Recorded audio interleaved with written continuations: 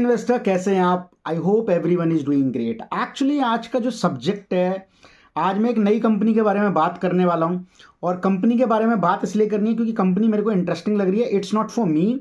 और सेकंड, ये मेरा पर्सनल व्यू होगा, किसी भी तरीके की कोई रिकमेंडेशन नहीं होगी, because I am not a self registered guy. But I make sure कि जो भी डेटा आपको मैं दिखाने की कोशिश कर रहा हूँ या बताने की कोशिश कर रहा हूँ, उसके बेसिस पे ये कंपनी आपको भी ठीक ठाक लगेगी, रीजनेबल वैल्यूएशन पे है। वैल्यूएशन क्यों इंपॉर्टेंट होते हैं ये भी देखना होता है, बिकॉज दोस्तों मार्केट गिर रही थी। अभी आज के अगर मैं बात करूं तो 3 से 4 दिन पहले मार्केट में करेक्शन था, डीप करेक्शन था। मेरे कुछ जानने वालों का फोन आ जाता है कि मार्केट में क्या बेच दें। दोस्तों, जो नौ सिखिया हैं उनका सबसे बड़ा मार्केट में डर ये है कि बस मार्केट ऊपर जाता रहे, गिरने का नाम न ले, उनका पैसा बस बनता रहे। दोस्तों, मार्केट में हमेशा याद रखना, वो लोग आते हैं जो थोड़े से पढ़े लिखे होते हैं, बिकॉज दे कैन सेंस कि एग्जैक्टली मार्केट में क्या हो सकता है और जो मार्केट में करेक्शन चल रही है डीप, उससे क्या मेरी कंपनी का बिजनेस इंपैक्ट हो सकता है, तो चिंतित होने की ज़रूरत है। अदरवाइज इस तरीके का हू हल्ला मार्केट में ऊपर नीचे चलता रहेगा और इससे आपको प्रभावित नहीं होना है। अदरवाइज आप मार्केट में टिक नहीं पाओगे कभी भी, और टिक नहीं पाओगे तो पैसा नहीं कमा पाओगे। तो दोनों चीज़ें बहुत क्लियर हैं। अब मैं बात करता हूं कंपनी की। कंपनी जो है, बीच बीच में कुछ पिक्चर्स आपको दिखेंगी, तो ये इस तरीके के बिजनेस मॉडल में काम करती है। अगर मैं बात करूं कंपनी की, तो कंपनी 1991 में जो है इनकॉर्पोरेट हुई थी। और कंपनी जो है वो रियल इस्टेट के बिजनेस में, रियल इस्टेट डेवलपमेंट में, बिजनेस में इन्वॉल्व है। और अगर हम बात करें तो residential and commercial segment and infrastructure में ये डील करती है। दोस्तों, अगर आपको कंटेंट अच्छा लगेगा तो आप चैनल को सब्सक्राइब कर देना, और ज़्यादा से ज़्यादा अगर आप सब्सक्राइब करोगे तो आई विल मेक श्योर कि मैं आपके लिए ऐसी अच्छी से अच्छी कंपनियां जो अच्छे फंडामेंटल्स पे, अच्छी रीजनेबल वैल्यूएशन पे, या उनके मार्केट ऑर्डर, उनके ऑर्डर जो बुक है वो मार्केट कैप से ज़्यादा है, इस तरीके की रिसर्च मैं करता रहता हूं, सो दैट आपको हेल्प हो सके और इन्वेस्टमेंट में, कैपिटल मार्केट में ग्रोथ आए, और ताकि आप भी ग्रो करें और कंट्री तो ग्रो करेगी अगर आप ग्रो करते हैं तो दोस्तों, अगर हम बात करेंगे तो ऑर्गेनाइज्ड हाउसिंग एंड कंस्ट्रक्शन में ये कंपनी काम करती है। कुछ रेजिडेंशियल प्रोजेक्ट्स इन्होंने डिलीवर किए हैं। अगर उनका काउंट हम चेक करें तो 17 जो है वो रेजिडेंशियल प्रोजेक्ट हैं और 4 जो है वो कमर्शियल प्रोजेक्ट अभी तक ये बना के दे चुके हैं।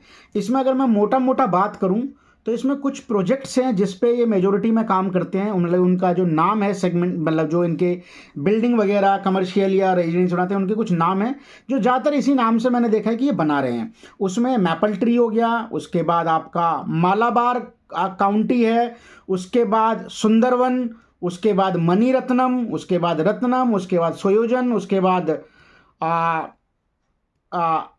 संग्रीला। इस तरीके के कुछ प्रोजेक्ट्स हैं जो इन्होंने अभी तक डिलीवर किए हैं।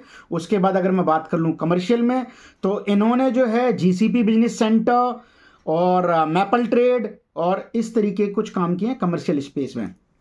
दोस्तों, अगर मैं बात करूं कंपनी के एमडी की और सीईओ की, तो शेखर जी पटेल हैं। बहुत अच्छा अनुभव है पास्ट में, और जो कंपनी बहुत पुरानी है, 1991 से इनकॉर्पोरेट हुई है, तो कंपनी भी पुरानी है। अगर आप नंबर्स भी देखेंगे तो नंबर्स के बारे में भी हम बात करेंगे। दोस्तों, वीडियो आपको पूरा देखना है। अगर आप केवल नाम सुन के ही अगर भाग जाते हैं तो आप कभी भी ना डेप्थ को नहीं समझ पाते हैं कि why we should buy a company, और आप कभी भी फिर इंडिपेंडेंटली आप कभी भी पोजीशन नहीं बना पाते हैं। तो हमारी कोशिश है कि हम आपको ये सिखाएं कि आपको इंडिपेंडेंट होके कैसे शेयर में देखना क्या होता है। एक्चुअली देखना तो बहुत कुछ होता है, बट आप सारी चीज़ें ना देख पाए तो एटलीस्ट कुछ तो ऐसा देख पाएं जिससे कि आपको रात में नींद आ जाए कंपनी को खरीदने के बाद। तो दोस्तों, कुछ इंपॉर्टेंट फैक्ट्स की बात करते हैं। अभी तक हमने ये पता किया कि कंपनी के रेजिडेंशियल 17 और 4 जो है कमर्शियल प्रोजेक्ट, 4 कमर्शियल प्रोजेक्ट ये डिलीवर कर चुके हैं।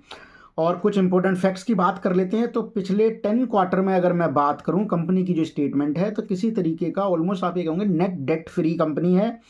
40% की रेवेन्यू ग्रोथ है ईयर ऑन ईयर बेसिस पे, अगर मैं अभी दिसंबर के जो इनके रिजल्ट आए हैं। की मार्केट इनकी गुजरात है, और इनका ये कहना है कि गुजरात में भी अहमदाबाद जो है वो 40% ऑफ गुजरात की रियल इन्वेस्टमेंट जो है वो रियल एस्टेट इन्वेस्टमेंट है वहाँ पे होती है, प्लस 25% ये स्टेट की जीडीपी का कंट्रीब्यूट करता है, और it ranks as India's 8th largest city in national GDP contribution.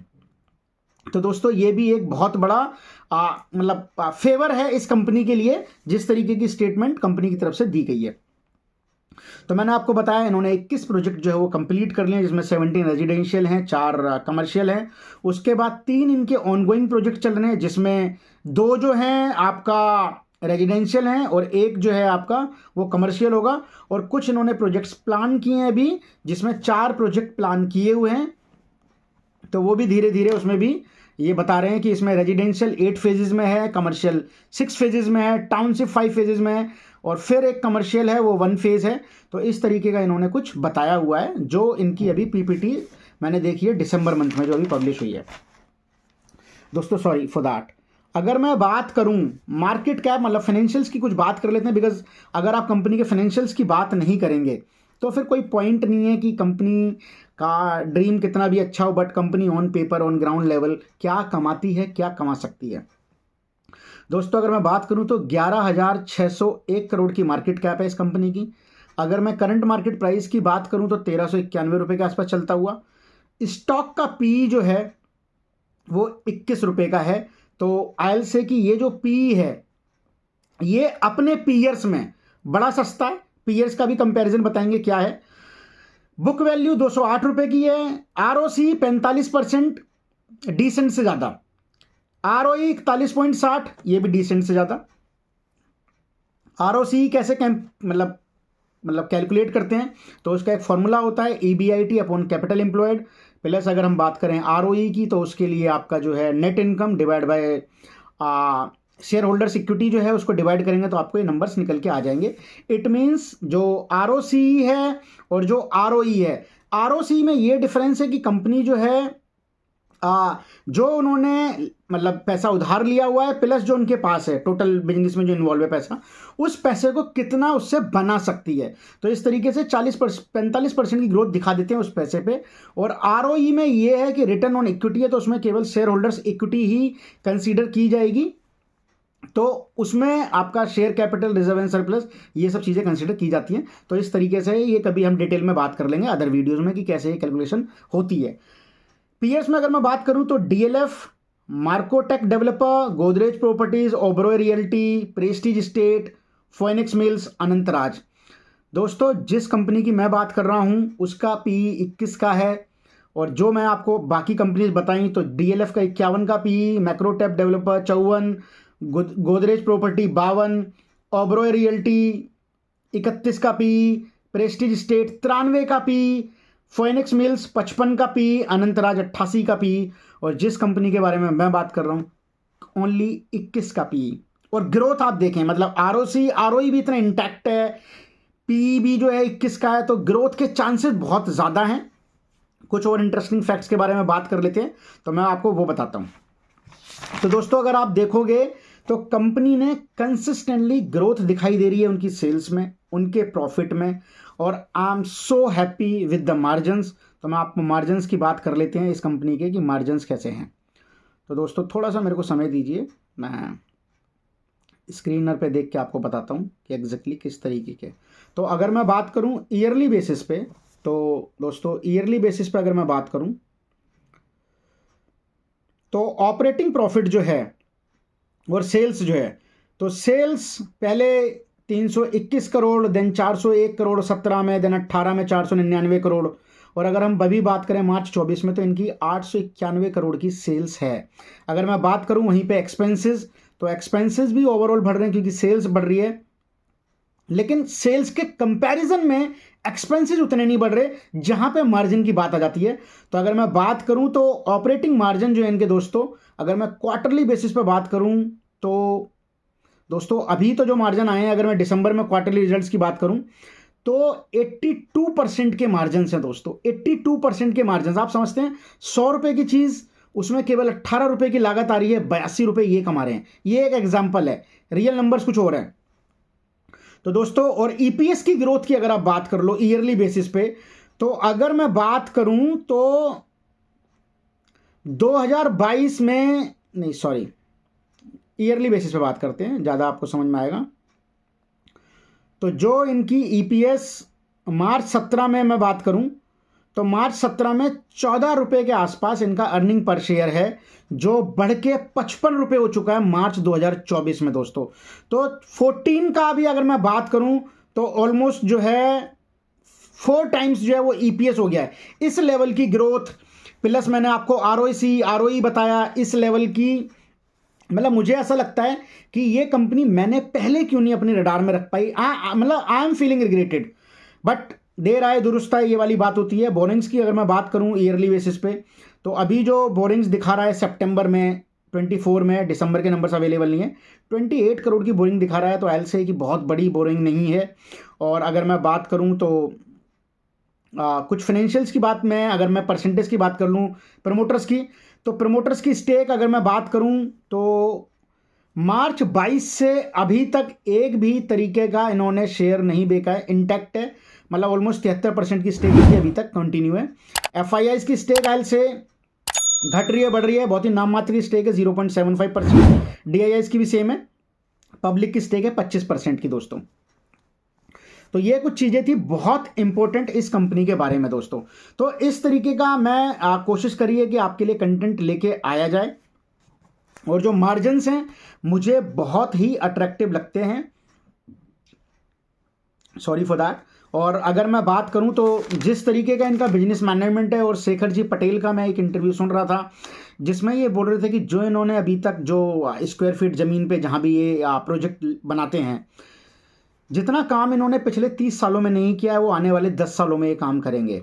और मार्जिन्स भी आप देख रहे हैं, और बैलेंस शीट भी स्ट्रॉन्ग है। तो आपको दोस्तों अगर ऐसी कंपनी मिल जाती है इस रीजनेबल वैल्यूएशन पे, पीई पे, तो आई नॉट से कि आपको स्ट्रेट फॉरवर्ड जाके इसको बाय कर लेना है, आपको अपना एनालिसिस करना है। बट अगर आपको मेरा कंटेंट अच्छा लगता है तो आपको चैनल सब्सक्राइब कर लेना है, और इस कंटेंट को ज़्यादा से ज़्यादा अपने दोस्तों के बीच में शेयर करना है, ताकि उन लोगों की भी हेल्प हो सके, ताकि वो भी मार्केट में एक अच्छी कंपनी को बाय करके पैसे को जनरेट कर सकें दोस्तों। सेकंड, मैं कुछ लोगों को मैसेज ये देना चाहूँगा, कुछ लोग फ्रस्ट्रेट हो जाते हैं मार्केट गिरती है। तो दोस्तों मार्केट गिरेगी बढ़ेगी ये तो देखो मैं कई बार बोल चुका हूँ, तो इसका कोई यूज़ है नहीं, बिकॉज समझने वाले समझ जाते हैं दोस्तों। ग्रोथ ट्रैप में या बबल ट्रैप में ना फंसें, क्योंकि एल से मैंने कई इंस्टाग्राम चैनल्स पे, कई यूट्यूब चैनल्स पे कुछ शेयर की रिकमेंडेशन अगेन अगेन मैं सुनता रहता हूँ। और ग्रोथ ट्रैप क्या होता है मैं आपको बता दूं कि एक कंपनी है जिसके बारे में अच्छी न्यूज़ हैं, लोग एक्सपेक्ट कर रहे हैं कि ये कंपनी आने वाले समय में अच्छा कर सकती है। तो दैट इज़ गुड कि अगर आप कंपनी अच्छा कर सकती है तो आप उसमें इन्वेस्ट करें, बट किसी भी रेट पे इन्वेस्ट नहीं, मतलब किसी भी प्राइस पे ऐसा नहीं उसको शेयर को बाय कर लेना है। बिकॉज अगर आप किसी भी प्राइस पे बाय करेंगे तो फिर आपको रिग्रेट होगा, जिसमें वो मार्जिन ऑफ सेफ्टी की बात करी है वॉरेन बुफे ने, तो वो आपको कहीं ना कहीं पेन हो सकता है कि अगर मैंने इस प्राइस पे खरीद लिया होता तो आज मेरे को ये फ़ायदा हो गया होता। तो दोस्तों जब वो लोग किसी भी प्राइस पे उसको बाय करने लगते हैं तो उसका जो पी है वो एक्सटेंड हो जाता है, और जब पी एक्सटेंड हो जाता है दोस्तों तो फिर आपको ग्रोथ जो है उसकी, जो ईपीएस उसकी अर्निंग पर शेयर है, वो ग्रोथ भी अगर उस पी को मीट कर पा रही है तो ठीक है। अगर वो ग्रोथ मीट नहीं कर पा रही है इन फ्यूचर, जो आप आज पैसा देने के लिए तैयार हैं, तो दोस्तों आपको प्रॉब्लम हो जाएगी। तो इस तरीके के ग्रोथ ट्रैप से बचें। मैं देख रहा हूं किसी भी रेट पे लोग अनंत राज को बाय करने को रेडी है, किसी भी रेट पे लोग जो है ग्रेविटा को बाय करने को रेडी हैं। कुछ वेस्ट मैनेजमेंट में बात चल रही है तो उसमें इयोन एक्सचेंज हो गया, उसके बाद वाटेक बवाक करके कोई कंपनी है, उसके बाद आई थिंक ईएमएस करके भी एक कंपनी है। तो किसी भी रेट पे बाय ना करें, ग्रोथ इज गुड, ग्रोथ है आप बाय करें, बट कंसीडर करें कि वो वैल्यू, उसकी जो वैल्यूएशन है वो कैसी है। तो वैल्यूएशंस को भी कंसीडर करना सीखें। और मैं कुछ दिनों में लाइव वीडियोस पे, मतलब लाइव वीडियो पे आऊँगा। तो if you have any question तो you can just share your inputs की आपको अगर किसी उसमें चैलेंज है, या you can ask your questions, तो we can talk on live sessions. और मैं आपको बताऊंगा कि कैसे शेयर मार्केट में पैसा कमाना आसान भी है, कठिन भी है, दोनों ही एस्पेक्ट हैं। जैसे अभी मार्केट में लोग पैसा नहीं कमा पा रहे हैं, पैनिक बहुत क्रिएट हो गया है, तो बहुत सारी चीज़ें हैं। बट आपको ओवरऑल जो कॉन्क्रीट चीज़ है वो आपको ये याद रखना है कि आपको उस कंपनी में पैसा लगाना है कि जिस कंपनी में ग्रोथ है। अगर आप आज घर खरीदने जाओ, मान लो प्रॉपर्टी खरीदने जाओ, प्रॉपर्टी बाय करने जाओ, तो आप किस प्रॉपर्टी पे हाथ लगाएंगे? अगर केवल लैंड खरीदनी है आपको, तो आप वहाँ पे बाय करेंगे जहाँ पे आपको लगता है आने वाले समय में एमिनिटीज़ हो सकती हैं, गवर्नमेंट का बहुत फोकस है इस पर्टिकुलर सिटी में, ठीक है, स्मार्ट सिटी बनाने की बातें चल रही हैं और यहाँ पे स्कूलिंग वगैरह बहुत अच्छी होगी, तो मतलब एमिनिटीज़ में तो ये सारी चीज़ें आई जाती हैं, ट्रांसपोर्ट वगैरह, तो आप वहाँ पे दांव लगाएंगे। तो शेयर मार्केट में भी लोग ऐसे ही उस कंपनी को बाय करना चाहते हैं, उस कंपनी के शेयर को जहां पे उसको ग्रोथ ज़्यादा दिखती है। बट इसका इट डजंट मीन कि आप किसी भी प्राइस पे बाय कर लें। नेगोशिएशन, बार्गेनिंग ज़रूरी है और मार्केट उस बार्गेनिंग का मौका आपको ज़रूर देगा, 1 से 2 बार ज़रूर मिलता है। I have seen in my career, और यही प्रॉपर्टीज़ में भी होता है। प्रॉपर्टीज़ में कई बार आप जो है किसी भी रेट पर बाय कर लेते हैं, फिर ट्रैप हो जाते हैं। तो आप प्रॉपर्टी का तो I don't have that much idea, but share market में आई हैव सीन कि आपको ऑप्शंस, मतलब टाइम मिलता है दोबारा उस अपॉर्चुनिटी को ग्रैब करने का। तो आप राइट टाइम का वेट करें शेयर मार्केट में और सही वैल्यूएशन पे ही किसी कंपनी को बाय करें। और जिस कंपनी के बारे में मैंने बात करी है दोस्तों, इस कंपनी का नाम है गणेश हाउसिंग कॉर्पोरेशन। कुछ स्क्रीन पे पिक्चर्स आएंगी, कुछ स्क्रीन में नंबर्स आएंगे, उन नंबर्स को आप देख सकते हैं कि ये नंबर ऑन पेपर हैं या नहीं है। Thanks a lot guys, channel को सब्सक्राइब करें और इस वीडियो को ज़्यादा शेयर करें अपने फ्रेंड्स के बीच में।